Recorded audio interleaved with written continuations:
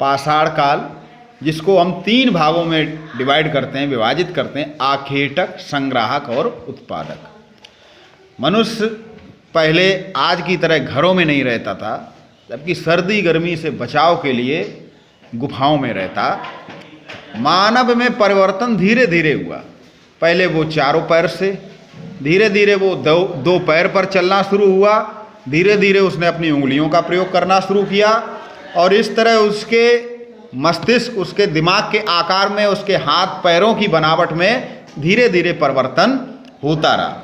मानव के विकास, विभेद आदि की जानकारी देने वाले मानव शास्त्री कहलाते। और चित्र में आप देख सकते हैं कि किस तरह मनुष्य प्रारंभ में था।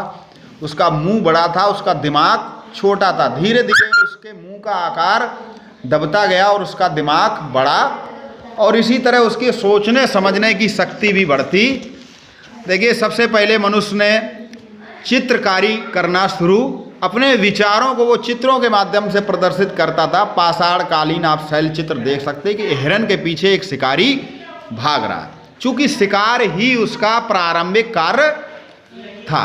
उसका जो पत्थर का जो युग था, जब उसके पत्थर के ही औजार थे, पत्थर के ही बर्तन थे, पत्थर का ही उसका घर था, तो उस युग को हम 3 भागों में विभाजित करते हैं। एक पुरा पाषाण काल, एक मध्य पाषाण काल और एक नव पाषाण काल।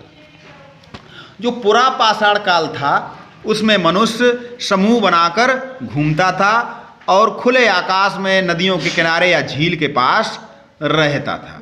पुरा पाषाण काल के आखिरी दौर में उसने चित्र बनाना भी सीख लिया था। और पुरा पाषाण काल की ही सबसे बड़ी खासियत है कि उसने आग की भी खोज कर ली थी। इस युग का व्यक्ति आखेटक था। उसके औजार भी बेडौल थे, गोल मटोल, उनमें कोई सुडौलता नहीं थी, भौंडी आकृति के। धीरे धीरे पूरा पाषाण काल में उसने जब आग जलाना सीख लिया, तो उसने मांस को भी भून कर खाना शुरू, और उसने आग के महत्व को पहचाना। दूसरा, आग से वो रात्रि में जंगली जानवरों को अपने से दूर भी रखता, क्योंकि जंगली जानवर आग से डरते थे। आया मध्य पाषाण काल। तो देखिए, पुरा पाषाण काल की सबसे बड़ी खोज आग की खोज।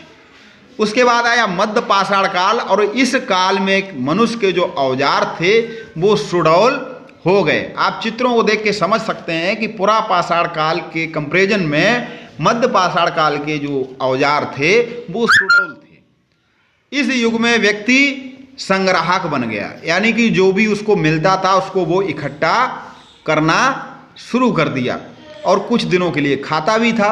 और मध्य पाषाण काल की सबसे बड़ी विशेषता कि इस समय उसका प्रथम पालतू पशु कुत्ता बन गया, जो उसकी शिकार में मदद करता था, और रात्रि में भौंक कर उसको किसी विशेष खतरे से मनुष्य को सचेत भी करता।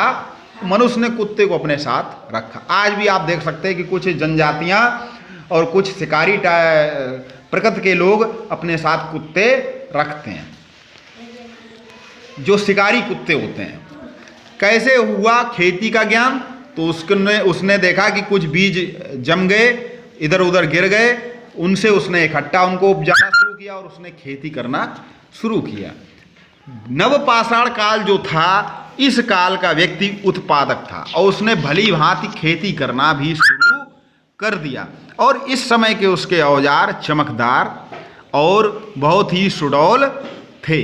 नव पाषाण कालीन आप कृषि उपकरण भी देख सकते हैं, जो आज के हल की तरह, हसिया की तरह आप देख सकते हो, जो मिट्टी को खोदने में मदद करते थे। और मनुष्य घास फूस के छप्पर भी डालना शुरू कर दिया था, दीवारें खड़ी करके छप्पर। और नव पाषाण काल में ही उसने पहिए का भी आविष्कार, या कहें पहिए की खोज की थी, जिसके कारण वो चाक, यानी कि जिससे कुम्हार जिसमें बर्तन बनाता है, और उस सामान को ढोने के लिए भी उसमें मदद करने लगा।